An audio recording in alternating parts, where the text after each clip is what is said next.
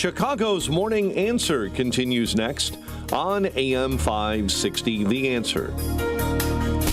Now, from the Signature Bank Studios. This is Chicago's Morning Answer with Dan Proft and Amy Jacobson on AM 560, The Answer.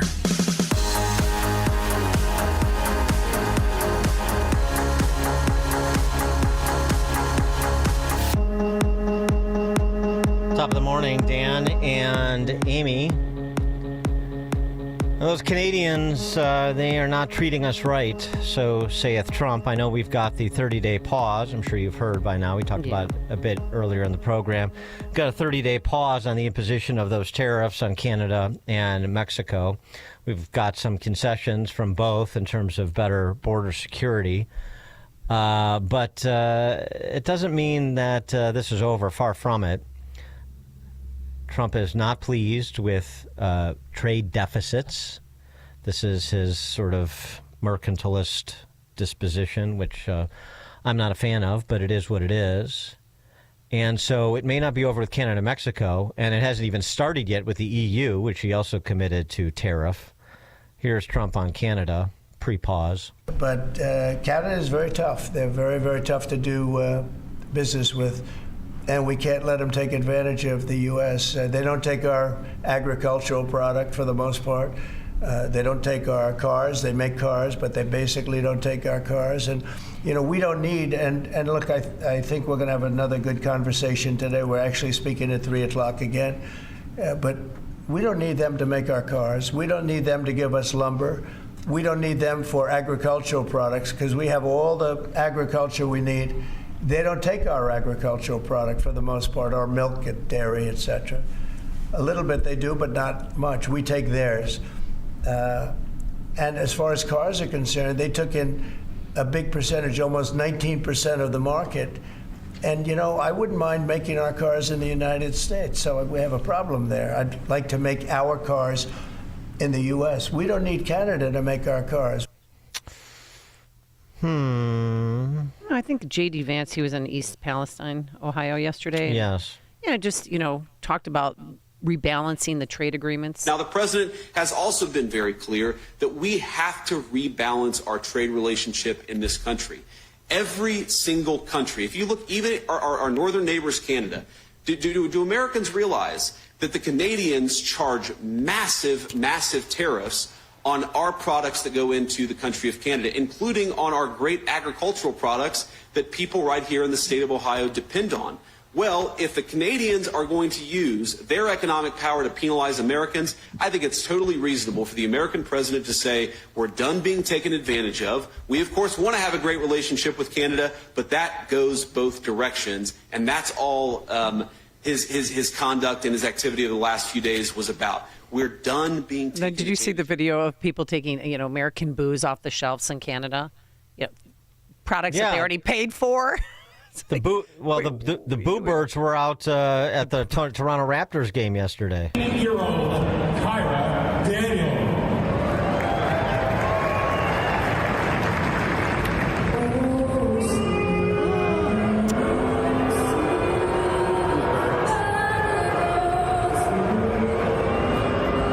Oh my gosh. Let's go to war, Dan.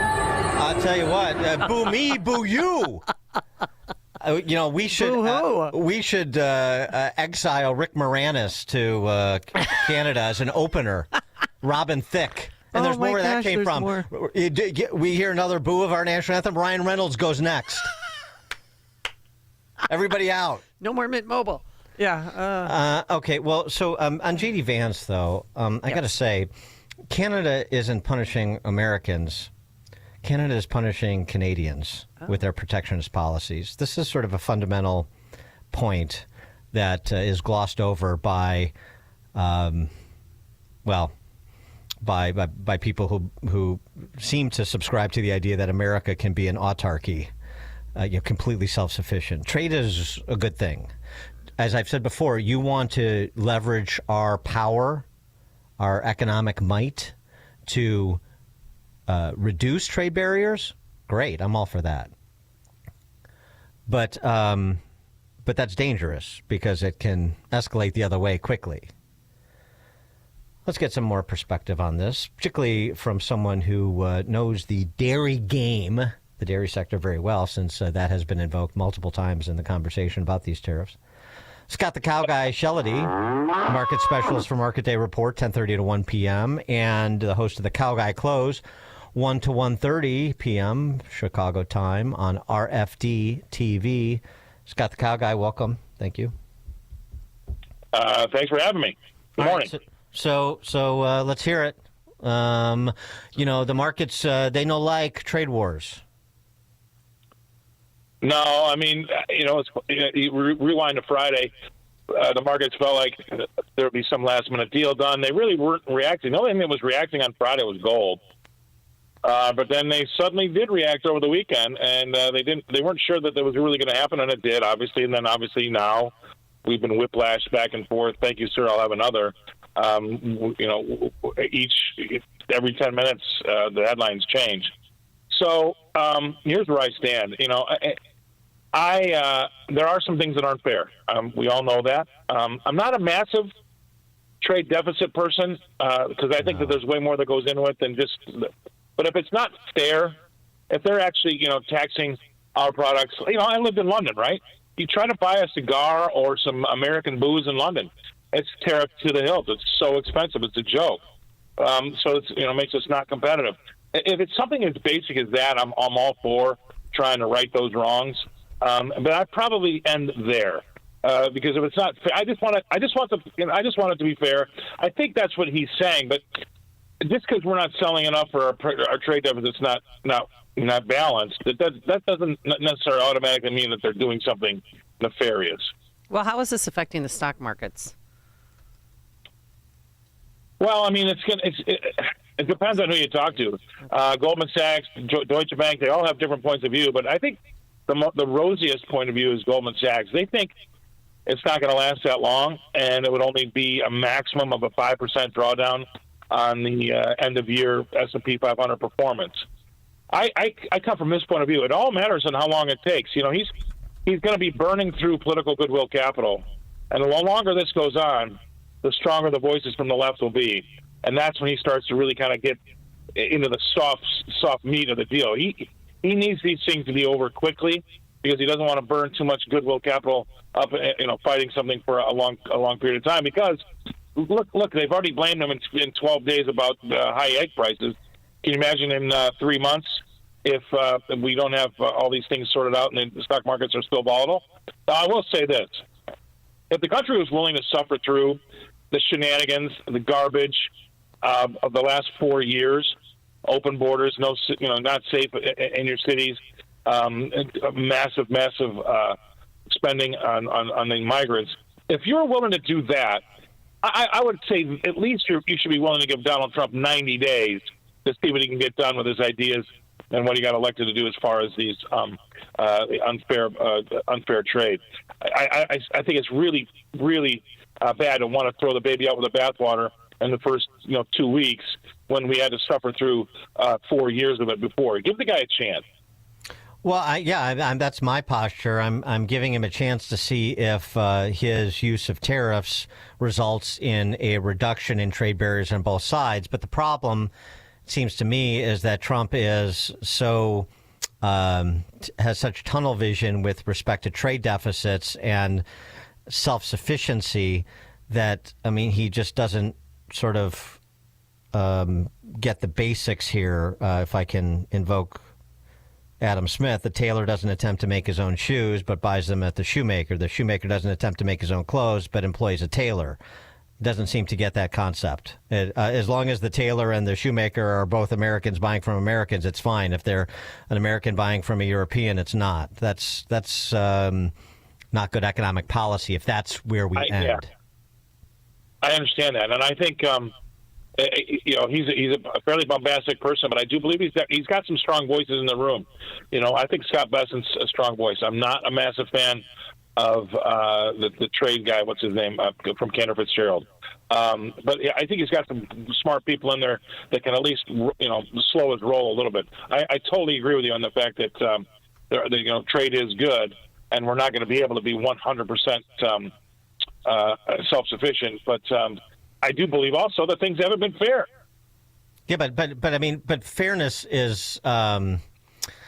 What is the limiting principle on what you demand in terms of to make things more fair? Because they're never. It'd be difficult to see 1-to-1 unless everybody decides to be Frederick Bastiat tomorrow, which I doubt.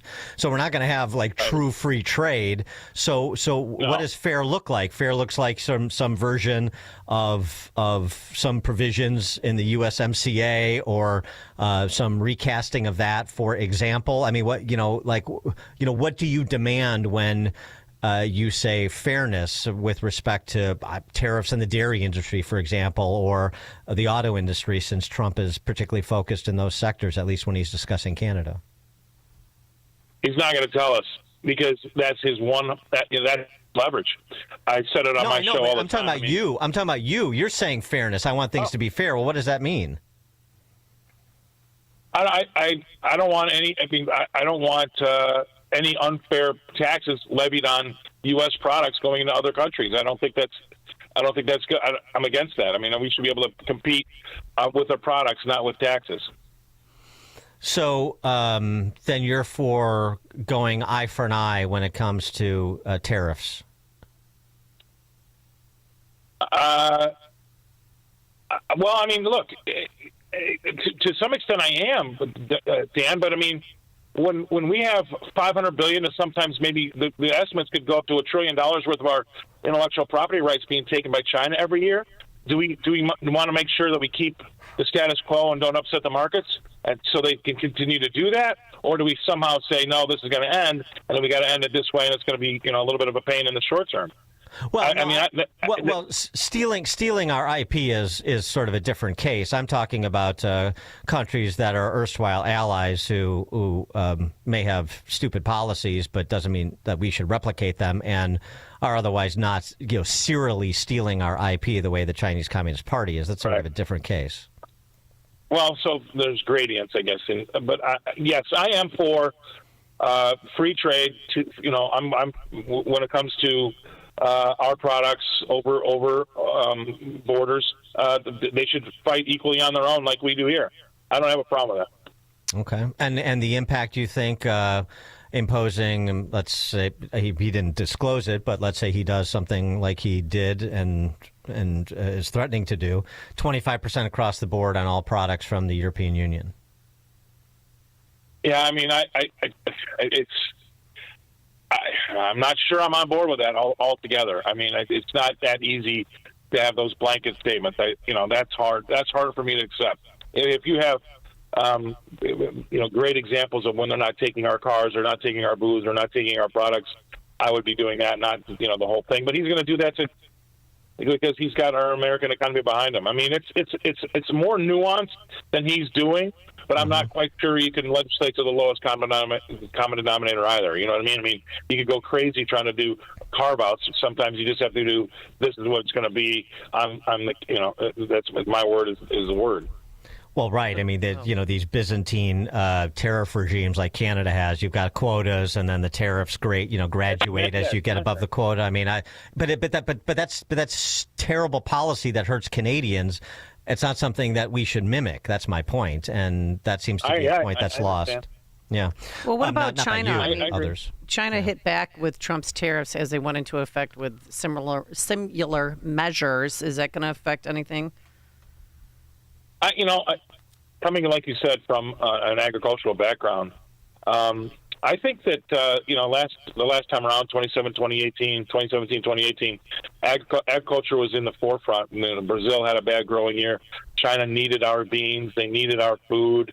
But this time around, I really think that it's going to be minerals, industry, and technology. I don't think it's going to be massively in our ag sector. So I think the people that really should be on top of things here are going to be in our high-tech sector, our automotive sector, our mineral sector. Those are the type of people that are going to have to try to manage this. And then depending on how much they sell into China, I don't know. I'm not in that world, but that's what they're going to have to deal with, like we had to deal with it with soybeans last time around. And, Trump leveled up. He wrote all the soybean farmers a check at the end.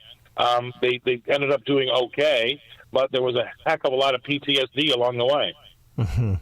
The interest rates, Powell kept them steady. Trump, who wants them cut, was okay with keeping them steady at present.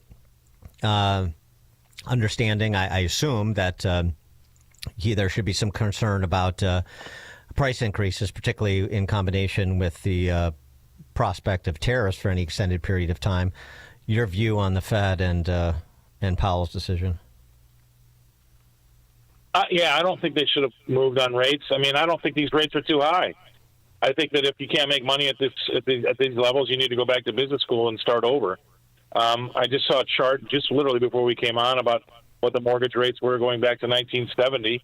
I mean, and when I bought my first place, they were double digit. You have, and the only problem is the asset prices have got away from us. I think when it comes to interest rates in the country here, I mean, what are we looking at? I mean, remember how ridiculous it got when we were thinking about going to a negative interest rate? I mean, these rates aren't crazy high, and I don't know how much you want to push them to the downside either, because I think that ultimately inflation is not going to be. You know what? He's going to have a harder time with inflation than he is with these tariffs. I'm telling you right now, this inflation I don't think is going to go away. And if he wants to lower rates, it's going to make it harder. He wants to lower rates. That's going to people are going to think, oh, I can buy a house. Well, that means there's a lot more people that can buy a house, so those house prices go up again. We're already short of houses. I just don't see an easy way out inflation-wise, and he's going to be burning into some more goodwill capital that way. That inflation issue, I think, is going to be the bigger issue than tariffs ultimately down the road. Scott the Cow Guy Shellady, market specialist for Market Day Report. That's 10:30 to 1 p.m. And host of the Cow Guy Close. That's 1 to 1:30, both at RFD-TV. Scott the Cow Guy, thanks as always. All right, man. Thank you. Thank you, and have a great day. And he joined us on our turnkey.pro answer line. It's news, opinion, insight. This is Chicago's Morning Answer on AM 560. The Answer. I'm Kareem Abdul-Jabbar. I learned about atrial fibrillation the hard way. My symptoms would come and go: shortness of breath, fatigue. I kept going. Then I got so lightheaded, I couldn't. My doctor said I have AFib, so I'm about 5 times more likely to have a stroke. Other symptoms: irregular heartbeat, heart racing, chest pain can come and go, but the risk of stroke stays. If you have symptoms, tell a doctor. Visit notimetowait.com. Sponsored by Bristol-Myers Squibb and Pfizer. With Progressive's Name Your Price tool, you get coverage options based on how much you want to pay for car insurance. And then you decide how to spend the rest of your money, because you're in charge. And right now,